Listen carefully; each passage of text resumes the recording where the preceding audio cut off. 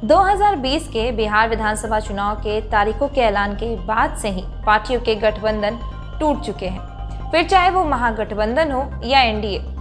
बीते दिन महागठबंधन से वीआईपी पार्टी अलग हो गई, जिसके बाद सभी की नजरें एनडीए के खेमे में चल रहे घमासान पर थी। एनडीए से अलग होने की घोषणा चिराग पासवान ने करके उसे भी साफ कर दिया। देखा जाए तो लंबे समय से राज्य के मुख्यमंत्री से नाराज चल रहे लोक जनशक्ति पार्टी के राष्ट्रीय अध्यक्ष चिराग पासवान ने नीतीश कुमार के नेतृत्व को नकार दिया है। हालांकि राजनीतिक जानकारों की माने तो यह अचानक लिया गया फैसला नहीं है, बल्कि इसकी पटकथा काफी पहले से ही लिखी जा रही थी। लोजपा के राष्ट्रीय अध्यक्ष बनने के बाद ही चिराग पासवान ने साफ कर दिया था कि पार्टी जैसे चल रही थी वैसे अब नहीं चलेगी। इसमें वक्त और ज़रूरतों के हिसाब से बदलाव होगा, जिसके बाद इसकी रणनीति बनी और लोजपा के नेताओं ने बिहार सरकार की योजनाओं और नीतियों के खिलाफ धीरे धीरे बोलना शुरू कर दिया। इसके अलावा चिराग ने पार्टी को 143 सीटों पर चुनाव लड़ने के लिए तैयारी करने का भी आदेश दे दिया था, जिसके बाद राजनीतिक गलियारों में चर्चा शुरू हो गई थी कि चिराग आगे चलकर कोई बड़ा निर्णय ले सकते हैं। कई मौकों पर यह देखा गया है कि लोजपा का स्टैंड नीतीश कुमार और उनकी पार्टी जदयू के स्टैंड से बिल्कुल अलग होती थी।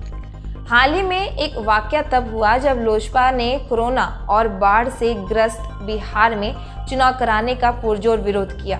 चिराग पासवान ने चुनाव आयोग को लिखी चिट्ठी में यहां तक कह दिया कि अभी चुनाव कराना आम जनता को जानबूझकर मौत के मुंह में ढकेलने जैसा है।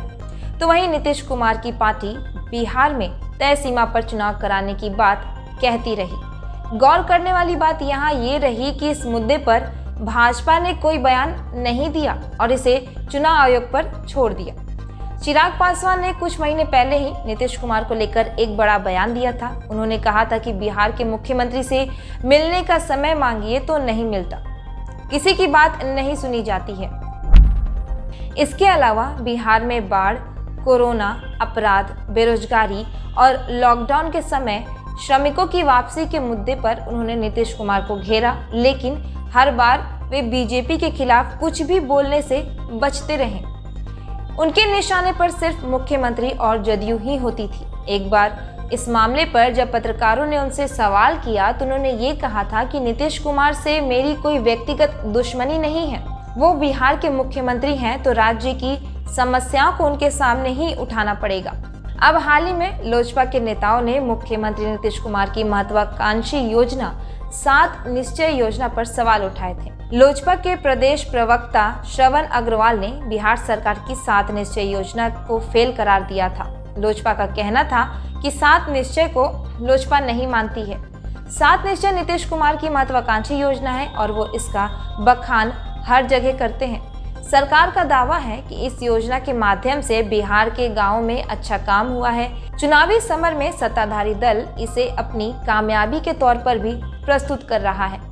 आपको बता दें कि लोजपा अध्यक्ष चिराग पासवान ने बिहारी फर्स्ट यात्रा निकाली थी, जिसके जरिए वे पूरे राज्य में गए और अपनी पार्टी की सोच को लोगों तक पहुंचाया।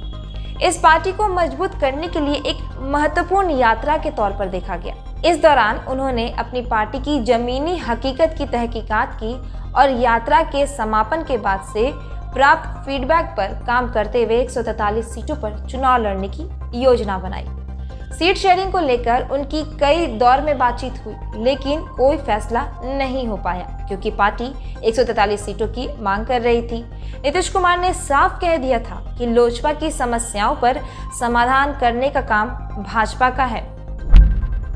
बिहार चुनाव के ऐलान के बाद नीतीश कुमार ने कहा था कि 2015 में लोजपा और भाजपा साथ थे तो ये उनकी जिम्मेदारी है, जदयू का इससे कोई लेना देना नहीं है। नीतीश के तेवर को देखते हुए और पार्टी ने अब उनके नेतृत्व को अस्वीकार करते हुए अलग रुख अख्तियार कर लिया है। इस पूरी प्रक्रिया के दौरान एक बात गौर करने वाली रही कि लोजपा और चिराग पासवान ने कभी भी भाजपा या उनके नेतृत्व के खिलाफ कुछ भी नहीं बोला। अभी 1-2 दिन पहले ही लोजपा का एक पोस्टर सोशल मीडिया पर वायरल हुआ था, जिसमें लिखा गया था कि मोदी से कोई बैर नहीं, नीतीश तेरी खैर नहीं। इसे देखते हुए राजनीतिक हलकों में आरोप लगाया जाता है कि चिराग पासवान को जदयू और नीतीश के खिलाफत करने के लिए भाजपा से समर्थन मिल रहा है।